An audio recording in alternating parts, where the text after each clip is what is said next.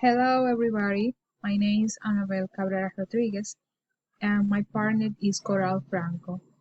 And I'm continue talking about Units 11 and Unit 12.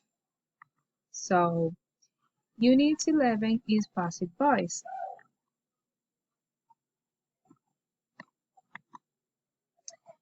Passive voice. The passive voice is used to show interest in the person or object that experiences in actions rather than the person or object that performs the actions.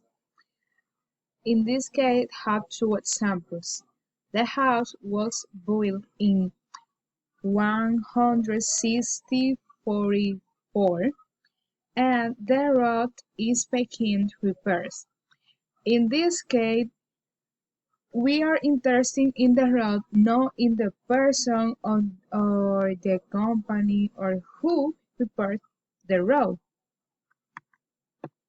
Sometimes we use the passive voice because we don't know or don't want to express who performed the actions. Examples: all the cookies had been eaten and my car has been stolen. In two examples, we are not interested in who do the actions, simple the actions. So in this picture can see the difference in passive and in active voice. Passive: first, A Horse That Night was written by the Beatles, and active voice: the Beatles wrote A Heartset Night. Can see the verse, in this case, was writing is the passive voice, the verse wrote. The second, the movie E.T. was directed by Spielberg, and acted by Spielberg directed the movie E.T. The verse, when the verse in past ending E.T., you put only was. This house was built by my father. In active voice, my father built this house.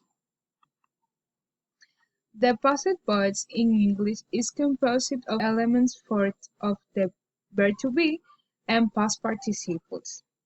In these pictures is the different forms: affirmative, negative, interrogative, and negative interrogative. Affirmative: the house was built in 189. Negative: the house wasn't built in 189. Interrogative: was the house built in 189? And negative interrogative: wasn't the house built in 189? It is in plural: these houses were built in 189. In negative: these houses weren't built in 189. Interrogative: was the house built in 189? And negative interrogative: weren't this house built in 189? So Unit 12 is present continuous. When do we use it? You use the present continuous when the present continuous for an activity that has recently stopped or you'd stop it. Or we use the present perfect continuous in this way with how long, for, and since. The activity is still happening or as you stop it. Or use with words and phrases like all day, week, year, for signs, use, etc. I had examples.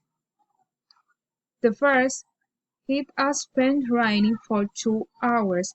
In this case, stop it raining.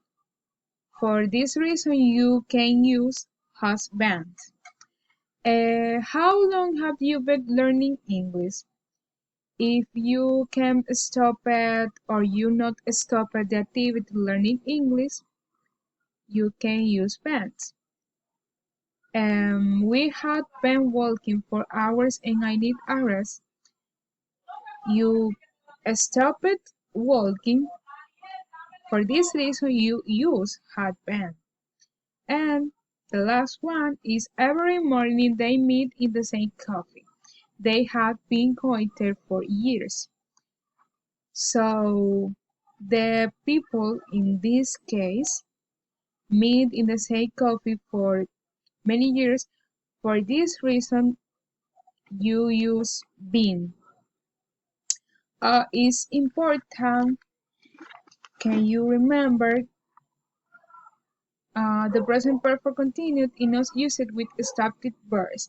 In this case, we use present perfect. Simple. The stative verbs often refer to thinking, emotions, the human sciences, appearances, possession, and relationships between things. Examples: thinking, believe, imagine, know, mean, think, understand. Excitances, be, is, emotions, hate, like, love, need, prefers, satisfied, and want.